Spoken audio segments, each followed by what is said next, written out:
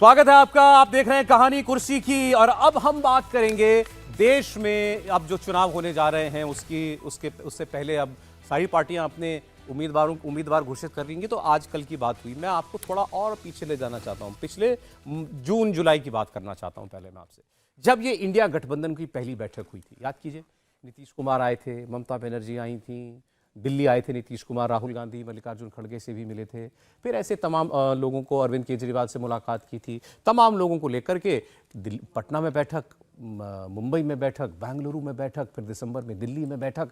लगा जाने क्या बना लेंगे, क्या देश के अंदर एक ऐसा अलायंस बनने जा रहा है जो 77 में भी नहीं बना था शायद, जैसी हवा बनी थी 77 में इंदिरा गांधी को हराने के लिए। कहते हैं बड़े बोल नहीं बोलने चाहिए, और वक्त से पहले तो बिल्कुल नहीं बोलने चाहिए। हुआ क्या? आज इंडिया अलायंस में जितने लोग इन बैठकों में जाते थे, एक नहीं बचा। ममता बनर्जी चली गई, अरविंद केजरीवाल ने कहा मैं दिल्ली में कर लूंगा गठबंधन आपसे, लेकिन पंजाब में गठबंधन नहीं करूंगा। सारी बातें आपकी देखी हुई हैं। और यही लोग बड़ा तंज कसते थे नरेंद्र मोदी के ऊपर कि कहाँ है आपके गठबंधन के साथी, कहाँ है अकाली दल, कहाँ है शिवसेना, कहाँ है उद्धव ठाकरे वाली, जेडीयू कहाँ है नीतीश कुमार वाली, AIADM के आपको छोड़ करके चला गया, कहां से लाओगे बहुमत? अपना बहुमत छोड़िए, उन्होंने तो कहा कि बीजेपी 370 आएगी और एनडीए को 400 आएगा।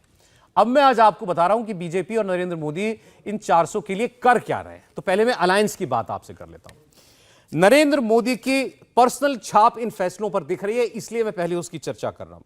टीडीपी के साथ अलायंस किया गया है आंध्र प्रदेश के अंदर। टीडीपी के कौन है? चंद्रबाबू नायडू ने क्या क्या अपशब्द नरेंद्र मोदी के लिए नहीं कहे थे। इतने वो ऐसे अपशब्द हैं जो मैं आपको बता भी नहीं सकता।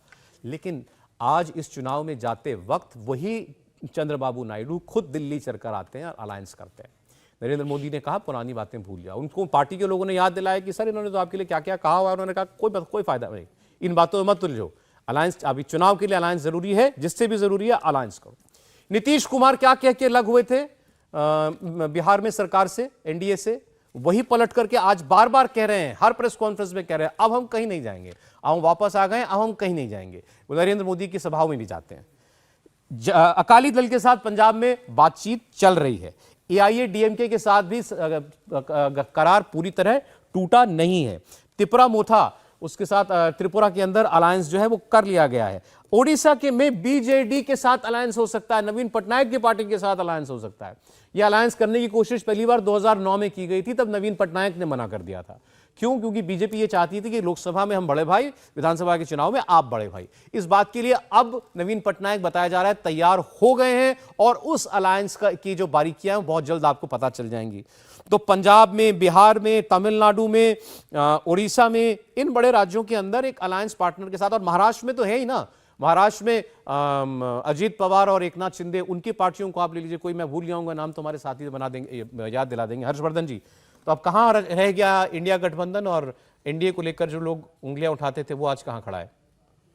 देखिए, सबसे पहली बात तो यही कि हम लोग बार बार कहते रहे, आप भी कहते रहे, अब इसको अब तो कम से कम इंडिया गठबंधन मत कहिए। क्या कहें फिर? गलती से भी नहीं, विपक्षी गठजोड़ कहिए। चलिए कहिए भाई कि यूपीए की अब इंडिया गठबंधन कहते हैं तो लोग नाराज हो जाते हैं। इंडिया गठबंधन उनको बुरा लगता है, वो कहते हैं कि आप क्यों ऐसे हमारा नाम बिगाड़ रहे हैं। लेकिन सचमुच देश के नाम पर एक गठजोड़ बनाया, छिन्न भिन्न हो गया। आपको याद होगा उस वक्त कांग्रेस के नेता प्रवक्ता कहा करते थे कि अभी जब भारत जीतेगा मैच और इंडिया करेंगे सब स्टेडियम में, तो क्या करेंगे भाजपा वाले। कमाल की बात यह कि ये कहते हुए वो ये नहीं सोचे कि जो पनौती वो कह रहे हैं कहीं उल्टा ना लग गया। अब किसकी पनौती लगे भगवान जाने। कौन चाह रहा था कि इंडिया चिल्लाया जाए? अब तो लग रहा है लगी गई, और लग गया। और आप अगर देखिए कैसे लगा कि जिसको हम कहते हैं कोई गठजोड़ बनता है तो उसकी बनेगी एक धुरी लीडरशिप। वो धुरी थे नीतीश कुमार, कहां गायब हो गए? कौन अखिलेश यादव के साथ हाथ पकड़कर वो गेहूं और चावल लेकर, बढ़िया पोटली लेकर निकले थे? जयंत चौधरी गायब हो गए। ममता बनर्जी वो आकर कहती कि हम लड़ेंगे इन कम्युनल फोर्सेस से, कहां है? पूरी सीटों पर प्रत्याशी फैशन शो के अंदाज में कर दिया, गायब हो गए। और अब तो स्थिति यह है कि कांग्रेस के भीतर के बड़े नेता, ऐसा नहीं है, 2 सांसदों ने भारतीय जनता पार्टी से पार्टी छोड़ी है, चुरू और यहां हरियाणा में बृजेंद्र सिंह। लेकिन उन दोनों सांसदों का टिकट कटना तय था, एक का कट गया था, एक का कटने वाला था। यहां तो पूर्व मुख्यमंत्री छोड़ जा रहे हैं, यहां तो जो राहुल गांधी के इर्द गिर्द है वो छोड़ के चले जा रहे हैं। और मूल बात समझिए, एक सहयोगी दूसरे से बात नहीं करने की स्थिति में नहीं है, समय उनको बहुत लगता है और यहां इतनी बात वो कब कर लेते हैं कि पता नहीं चलता। और एक बात मैं कहूंगा, आपने 77 का जिक्र किया, इस देश को ध्यान रखना चाहिए, एक वो समय था जब आपातकाल में देश में हर विपक्षी नेता जेल में डाला जा रहा था, उनके ऊपर कोई भ्रष्टाचार के आरोप नहीं थे। और आज का एक समय है जिसमें लाइन लगी हुई है, अदालत उनको छोड़ नहीं रही है, वहां सारे अधिकार रद्द थे, यहां सब कुछ है। दोनों का फर्क भी समझना चाहिए। 75-77 से आज की तुलना किसी कीमत पर नहीं हो सकती। और मूल बात, एक तरफ तो पूरी तैयारी, कोई कसर नहीं छोड़ेंगे, और दूसरी तरफ यह है कि जाओगे कहां, विकल्प तो हम ही है ना भाई। 10 साल हो गए नरेंद्र मोदी, अब हमको वोट दे दो। अरे मैं जल्दी से बता भी देता हूं आपको, क्योंकि बीजेपी ने कल टिकट जो है दूसरी लिस्ट की निकाल दी है, तो उनके बारे में 72 नामों वाली ये दूसरी लिस्ट है जिसकी मैं आपसे बात कर रहा हूं। इसमें 7 केंद्रीय मंत्रियों को टिकट दिया गया है, 3 पूर्व मुख्यमंत्रियों को भी टिकट दिया गया है दूसरी लिस्ट में। कुल मिलाकर के बीजेपी के 5 एक्स सीएम अब चुनाव लड़ेंगे। 72 नाम है, जिनमें से 26 नए चेहरों पर बीजेपी ने दांव खेला है। सबसे ज्यादा कर्नाटक में 20 उम्मीदवारों के नाम का ऐलान हुआ है, इसमें 10 नए लोग हैं। इसी तरह महाराष्ट्र में 6, कुल मिलाकर महाराष्ट्र में अब 20 हो गए हैं शायद। हरियाणा के सारे उम्मीदवार तय कर दिए गए हैं। उत्तराखंड के भी अब सारे नाम जो हैं वो फाइनल कर दिए गए हैं। उत्तराखंड में 2 पूर्व सीएम का टिकट जो है वो कट गया है। इस तरह दिल्ली की 7 सीटों पर 6 नए चेहरे हैं, केवल एक मनोज तिवारी, उनका टिकट बचा है। बीजेपी ने कई बड़े बड़े लोगों के नाम एक बार फिर आगे कर दिए। नितिन गडकरी चुनाव लड़ेंगे नागपुर से, अनुराग ठाकुर हमीरपुर से चुनाव लड़ेंगे हिमाचल प्रदेश के। पीयूष गोयल केंद्रीय मंत्री हैं, पहली बार लोकसभा का चुनाव लड़ने जा रहे हैं। अभी तक वो राज्यसभा से आते हैं और उसने मुंबई नॉर्थ से टिकट दे दिया गया है। हरियाणा के पूर्व मुख्यमंत्री मनोहर लाल खट्टर 2 दिन पहले जिन्होंने त्याग पत्र दिया था, वो करनाल से अब लोकसभा का चुनाव लड़ेंगे। बताया जा रहा है बीजेपी की जीत होती है तो उनको केंद्र में बड़ी जिम्मेदारी दी जाएगी। कर्नाटका के पूर्व सीएम बसवराज बोम्मई के साथ साथ उत्तराखंड के पूर्व सीएम त्रिवेंद्र सिंह रावत को भी बीजेपी ने टिकट दे दिया है। खट्टर जी करनाल से चुनाव लड़ेंगे। बीजेपी ने नितिन गडकरी को नागपुर से मैदान में उतारा है। इनके अलावा कॉमर्स मिनिस्टर पीयूष गोयल का मैंने जो आपसे नाम लिया था, ये नॉर्थ मुंबई से चुनाव लड़ने जा रहे हैं। राज्यसभा से अभी तक ये चुनाव लड़ा करते थे। बहुत से और नाम है, समीर जी आपको बताएंगे। और क्या खासियत है इन लोगों की जो नाम आप बता रहे हैं? देखिए, मुझे लगता है कि भारतीय जनता पार्टी ने जो दोनों सूची जारी कर दी है अपने लोकसभा उम्मीदवारों को लेकर, अगर आप दोनों सूची को देखेंगे तो 67 के लगभग सांसदों का टिकट काटा है। और कई केंद्रीय मंत्री भी, मतलब जो जिनका कंफर्म था, जैसे सूरत से जशोदा जडोस जो केंद्रीय रेल राज्य मंत्री है और टेक्सटाइल मिनिस्टर है, 3 बार की सांसद रही है, 2009 में रही, 14 में रही, 19 में रही है, उसका टिकट काट दिया गया है। बंबई की 6 लोकसभा सीटें आती है, जिसमें से 2019 में 3 भारतीय जनता पार्टी की और 3 शिवसेना ने जीती थी। 3 में से जो भारतीय जनता पार्टी की कोटे की सीटें थी, उसमें से 2 टिकट जिनका लगभग तय माना जा रहा था, गोपाल शेट्टी का अभी वहां तो अलायंस घोषित नहीं हुआ, तो टिकट कैसे पड़ गया महाराष्ट्र के? नहीं, भारतीय जनता पार्टी को पता है कि किन सीटों पे बीजेपी चुनाव लड़ने वाली है, उस पर भारतीय जनता पार्टी ने सीट डिक्लेयर कर दिया। लेकिन ऐसा भी नहीं है, पुणे की सीट पर जहां पर अजित पवार बहुत कोशिश कर रहे थे, उसके पालक मंत्री बन गए थे झगड़ा करके, वो बीजेपी ने अपना कैंडिडेट डिक्लेयर कर दिया, क्योंकि बीजेपी के सांसद की वहां से निधन हो गई थी। माड़ा जैसी सीट जो शरद पवार यहां से सांसद रहे, अजित पवार माड़ा भी चाह रहे थे, माड़ा से भी भारतीय जनता पार्टी ने अपने उम्मीदवार को डिक्लेयर कर दिया। भीड़ से पंकजा मुंडे को टिकट दे दिया गया, उनकी बहन वहां से सांसद थी, बहन का टिकट काट दिया है। वो तय था प्रीतम मुंडे का टिकट कटना। पंकजा मुंडे भी विधानसभा चुनाव हार गई थी पिछली बार, और विधान परिषद में उन्हें भेजा नहीं गया था। फिर उन्हें राज्यसभा की वो कोशिश कर रही थी, वहां भी नहीं भेजा गया। प्रदेश के स्थानीय नेताओं के साथ उनका थोड़ा अनबन चल रहा था। तो दादर नगर हवेली का बताइए, बड़ी इंटरेस्टिंग कहानी है, जरा आप ये सुनिएगा। दादर नगर हवेली में इस वक्त सिटिंग एमपी जो है, सांसद जो है, वो उद्धव बालासाहब ठाकरे शिवसेना का है। शिवसेना उद्धव बालासाहब ठाकरे का, यानी उद्धव ठाकरे की पार्टी का अभी भी सिटिंग एमपी है, उसको उनको टिकट दे दिया भाजपा ने। वहां से सांसद थे, उनका निधन हो गया था, तो उसके बाद उद्धव ठाकरे की पार्टी ने उनकी पत्नी को, उनकी वाइफ को वहां से टिकट दिया था और वो चुनाव जीत गई थी। उद्धव ठाकरे उस सीट को लेकर बहुत कंफर्टेबल थे और बार बार कह रहे थे कि वहां से हमारी जीत होने वाली है। उन्होंने शिवसेना की पार्टी छोड़कर भारतीय जनता पार्टी के सदस्यता ग्रहण कर लिया और भारतीय जनता पार्टी ने उन्हें दमनदीव से टिकट दे दिया। और एक चेहरा अभी आपको स्क्रीन पर दिखाई दे रहा है, मैं बताता हूं उनके बारे में। ये परनीत कौर कैप्टन अमरिंदर सिंह जो पूर्व मुख्यमंत्री पंजाब हैं, उनकी पत्नी है। ये पटियाला की सांसद हैं, फिलहाल कांग्रेस पार्टी में थी। और जब कैप्टन अमरिंदर सिंह जो हैं वो आ गए थे बीजेपी में पंजाब के इलेक्शन के बाद, उस वक्त कांग्रेस पार्टी ने अपनी सांसद को सस्पेंड कर दिया था। क्यों? क्योंकि इनके पति ने बीजेपी ज्वाइन कर ली थी। इनको सस्पेंड कर दिया था, लेकिन अभी तक ये कांग्रेस पार्टी में थी और ये अब बीजेपी ज्वाइन कर रही हैं, पटियाला राजघराने से आती हैं। अब ये पहली बार होगा कि पटियाला की सीट, राजघराने की जो सीट है, उस पर बीजेपी का उम्मीदवार उतरेगा। आज तक कभी वहां वो उस सीट पर बीजेपी नहीं लड़ी है।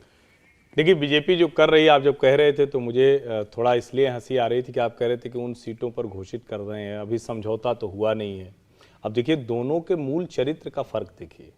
एक तरफ तो उनके घर की 2 सीटें, रायबरेली, अमेठी, उस पर भी प्रत्याशी घोषित करने का साहस नहीं।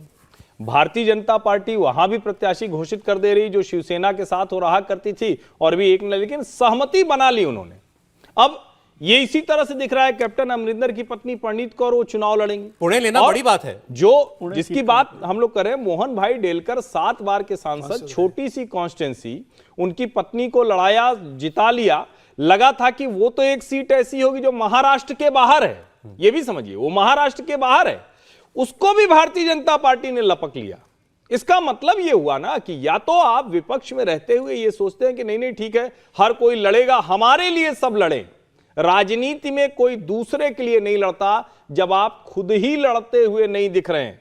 और अभी सोचिए, ठीक है, आप ये कह सकते हैं कि वो चुनाव हारे, चुनाव जीते, लेकिन अगर हर दूसरे चौथे कांग्रेस का कोई महासचिव, कोई पूर्व मंत्री, कोई पूर्व सांसद इस तरह से कतार लगाकर भारतीय जनता पार्टी में शामिल हो रहा हो, तो फिर पार्टी के कार्यकर्ताओं का मनोबल टूटता है। वहां जाकर इस विपक्ष की सबसे बड़ी मुश्किल है, उससे कैसे उबर पाएंगे। और चुनाव आते आते अगर यही स्थिति रही, तो जिसको हम लोग बार बार कह रहे हैं कि ये चुनाव वन साइडेड है, तो शायद वन साइडेड में कुछ बड़ा वाला कुछ लगाना पड़ेगा। क्या विजय जी, कैसे कहेंगे इसको? फिर वन साइडेड तो हल्का शब्द हो जाएगा, एक तरफा से बड़ा चुनाव हो कुछ गया। बड़ा कहना पड़ेगा ना, कि एकदम से।